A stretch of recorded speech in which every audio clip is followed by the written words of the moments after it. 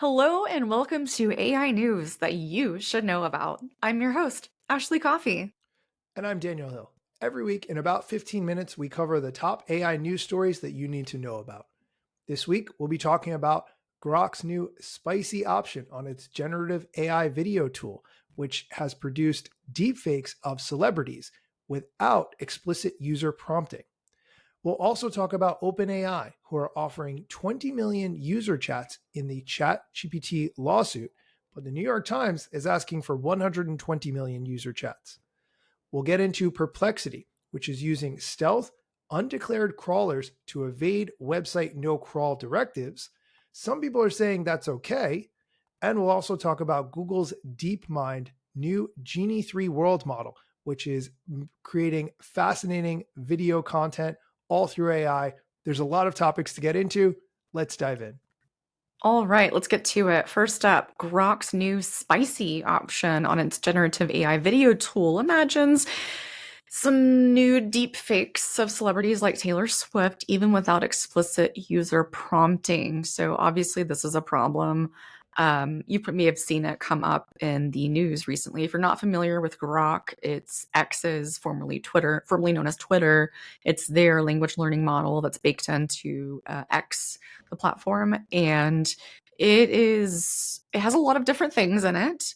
And most recently, they added these different levers that you can choose when you're making generative videos that are like sweet, spicy, obviously. And it's creating nude images and videos of Taylor Swift. This is not the first time this has happened.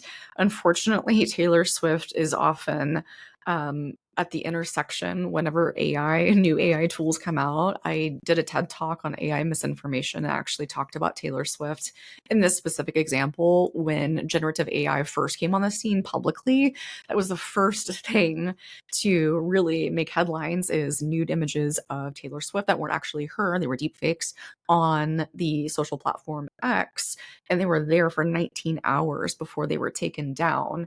So this is interesting. And I hope that they are able to build in some kind of safeguards to prevent this, because obviously it's just disgusting. I don't think people should be putting this in AI. There's like much better uses that it's neither here nor there. But what are your thoughts, Daniel, on Grok's spicy feature?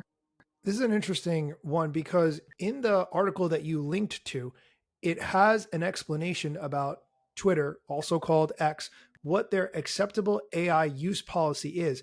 And it does ban depicting likenesses of persons in a pornographic manner. So technically, what Grok is doing is violating Twitter's AI rules right off the bat. There should be safeguards in place, like you said. The author of this article mentioned that there was an age check, but it was laughably easy to get past. Regardless of whether or not there's an age check, there should be protections in place to protect people's likenesses from doing this. Not to say that you can't have something that may resemble a person, of course, but if it's building off their likeness, that's really outside of what I think is acceptable use and fits in with the policies from Twitter or X.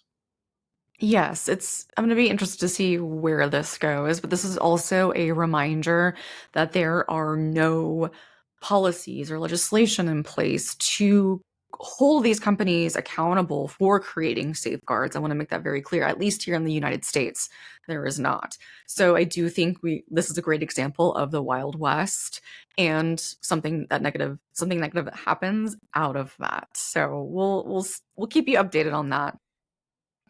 All right, next up, OpenAI, the creators of ChatGPT, offers $20 million user chats, not dollars, in exchange for New York Times to settle the lawsuit. So this is really interesting. This is a case that I've been watching for quite some time. There are two major cases that I'm watching in the AI realm that will determine and set precedents for what happens in the future. One is this New York Times lawsuit.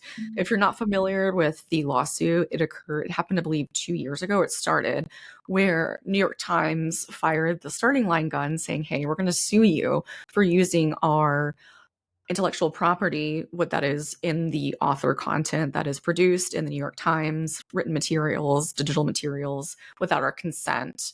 and that's illegal. So that's what's been happening in this argument between OpenAI. So it's going back and forth between, is it intellectual property, is it not? If they win, it would set a really interesting precedent for all AI. I mean, all AI is being trained on intellectual property if you think about it. So, long story short, the update is they've gone into a confidential settlement conference, and that doesn't necessarily mean that they're focusing on settling to like dismiss all of this. They're actually focused to settling on this most disputed aspect, which is searching through millions of users' ChatGPT logs. And you may have remembered a couple of weeks ago, Sam Altman came out and was like, I'm so sorry that we have to keep your chats, but it's because of this lawsuit. This is directly related to that. So, previously, OpenAI had vowed to stop what it deemed was the New York Times attempt to conduct quote unquote mass surveillance of ChatGPT users, but ultimately they lost its fight to keep the plaintiffs away from all ChatGPT user logs. So they're giving away a limited amount and going back and forth, and they're really burdened by making deleted chats searchable. And according to the New York Times, it's necessary for them to search through 120 million ChatGPT users' conversations. So it's just kind of being drawn out at this point. What are your thoughts, Daniel? Oh, I think it sets a precedent, right? Yeah. Whatever the ruling of this lawsuit is, determines whether or not corporations, content creators, content holders have the right to determine how their content is used by large language models. What do you think? Of course, this is going to set a precedent, and a big one too. As I don't think, like, I'm just thinking through my logical brain, and of course, like, I could be wrong.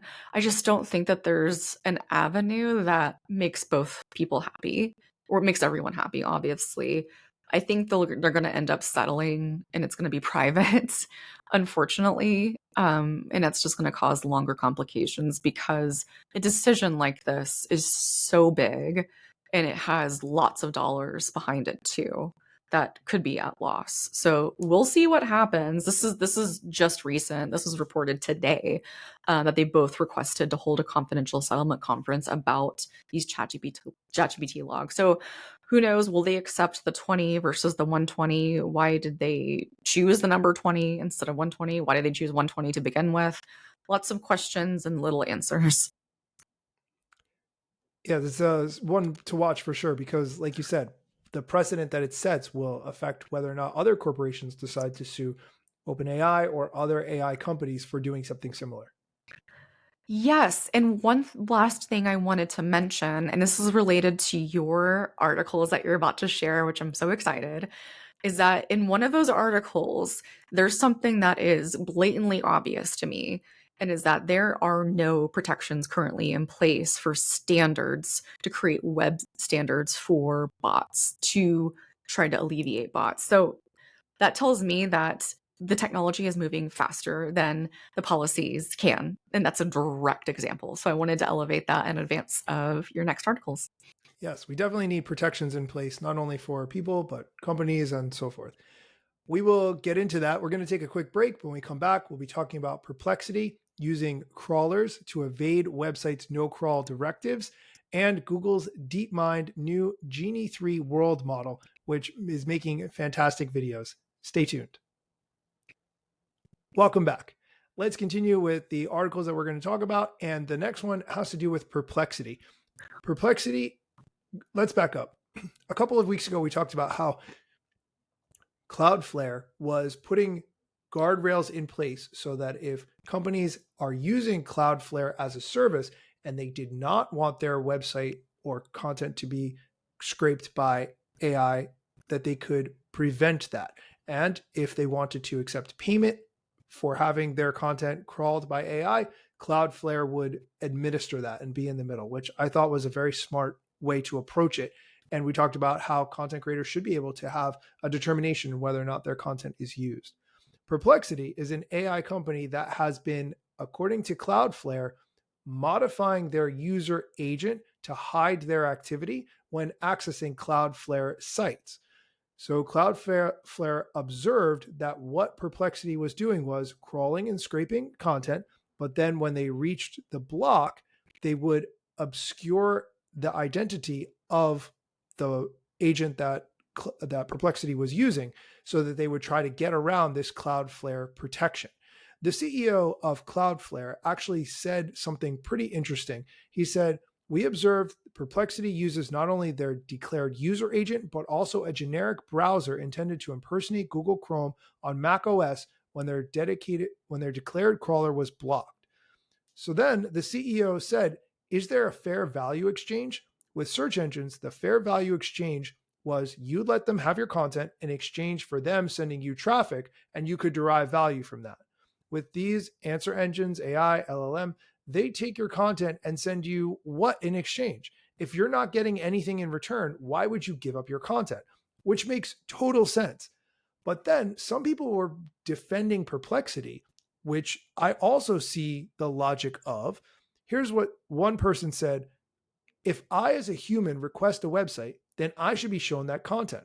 Why would the LLM accessing the website on my behalf be a different legal category than the web browser that I'm using? Which does make sense. If a human asked for that information, it might be using Perplexity as an AI tool to get that information, but it is a human ultimately making that request, and they're doing it through their Google Chrome or other browser. Another person said, "I want Perplexity to visit any public content on my behalf when I give it a request or a task." So I kind of see this from both sides. Ashley, what do you think?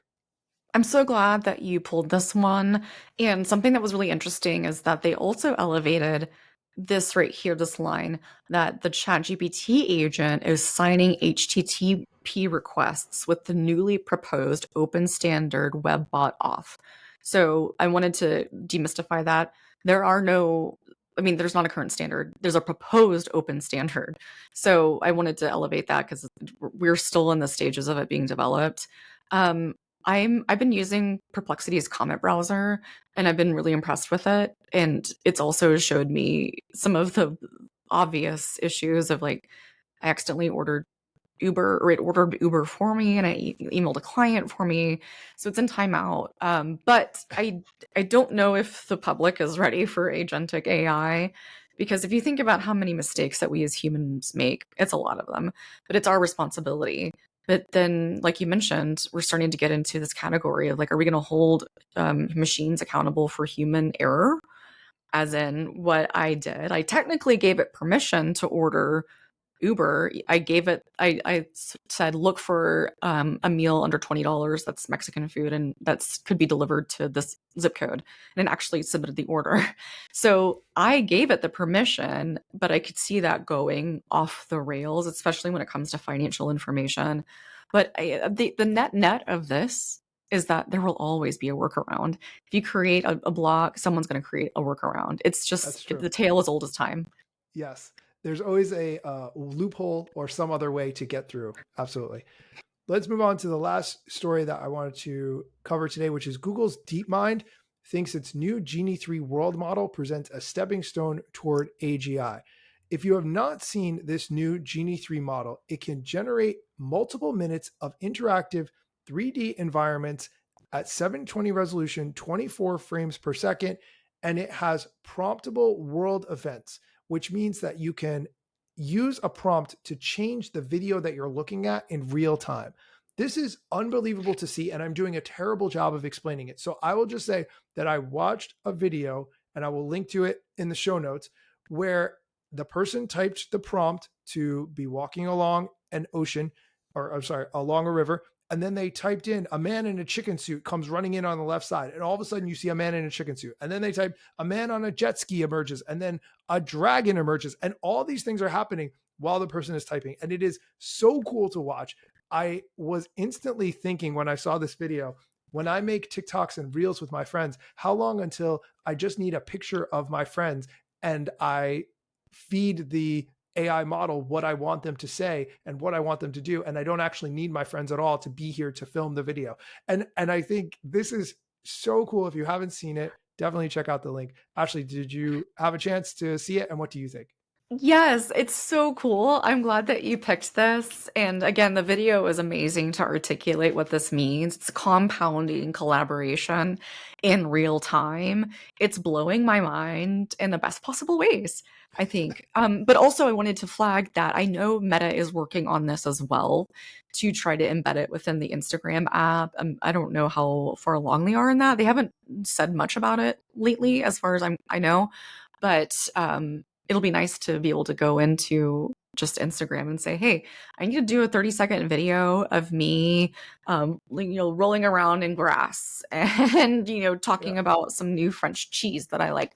Who knows? But like now, I don't have to go schedule a shoot, get my stuff done. I can just literally do something in real time and adjust it. This also makes me think that people are going to go off the rails on this too.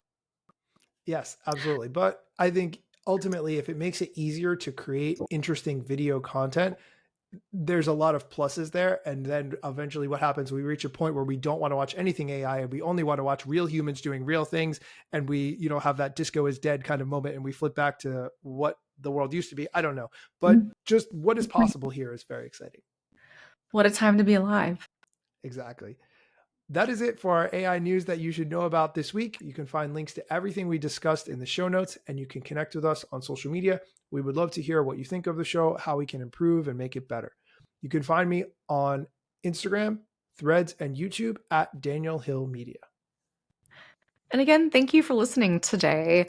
And don't forget to subscribe to be notified when new episodes go live of AI news that you should know about. If you'd like to connect with me on Instagram, you can find me at Ashley R. Coffey89. Coffee is spelled Coffey. Just a heads up. And you can find my other podcast, Coffee and Code, where we talk about tech and I interview innovators and leaders in the space who are demystifying emerging technologies such as AI and virtual reality and more. But if you're curious about taking the next step of implementing AI in your business through integrations, automations, tech stack, feel free to reach out to me in my business, Coffee and Consult. You can find us at coffeeandconsult.com. Thank you for listening. We really appreciate you taking the time to listen to our thoughts on the latest news stories, and come back next week for more AI news that you should know about. Bye.